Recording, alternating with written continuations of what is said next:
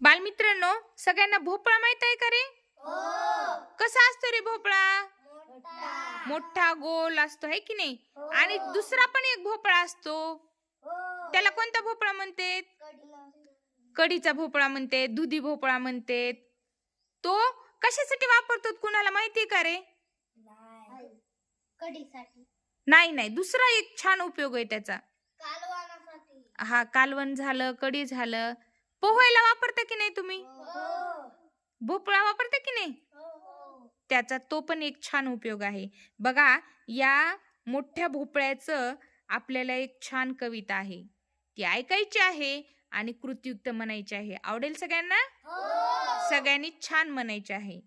आपल्या कवितेचं नाव आहे भोपळा. इयत्ता पहिलीची 21वी कविता भोपळा ही आहे आणि या कवितेचं आपल्याला कृतीयुक्त सादरीकरण करायचंय. चला तर मग आपण भोपळा ही कविता कृतीयुक्त सादर करूयात. एक होता भोपळा, एक होता भोपळा, एक होता भोपळा, एक होता भोपळा, त्याला आला खोकला, त्याला आला खोकला, त्याला आला खोकला, त्याला आला खोकला, खोकून खोकून थकला, खोकून खोकून थकला, खोकून खोकून थकला, खोकून खोकून थकला, फटकन फुटला, पटकन फुटला, फटकन फुटला, पटकन फुटला, भोपळ्याच्या बिया रानभर झाल्या, भोपळ्याच्या बिया रानभर झाल्या, भोपळ्याच्या बिया रानभर झाल्या, भोपळ्याच्या बिया रानभर झाल्या, पाऊस पडताच तरारून आल्या, पाऊस पडतात तरारून आल्या, पाऊस पडताच तरारून आल्या, पाऊस पडतात तरारून आल्या, भोपळ्याचे वेल वाढत गेले, भोपळ्याचे वेल वाढत गेले,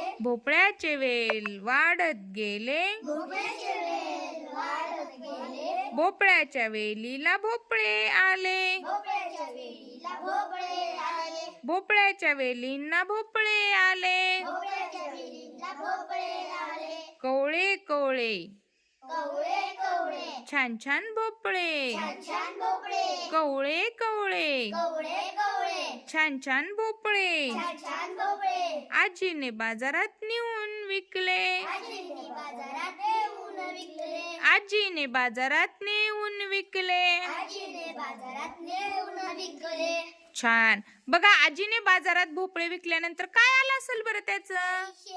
पैसे. आपण भाजीपाला विकल्यानंतर आपल्याला काय मिळतात? पैसे. आणि मग त्या पैशाचा उपयोग कशासाठी करतो आपण? भाजीपाला लावण्यासाठी, भाजीपाला लावण्यासाठी, कपडे म्हणजे इतर वस्तू खरेदी करण्यासाठी आपल्याला आवश्यक वस्तू आहेत त्या. छान. सगळ्यांनी छान पैकी कविता सादर केली आहे, त्यामुळं 3 टाळ्या वाजवायच्या आहेत सगळ्यांनी.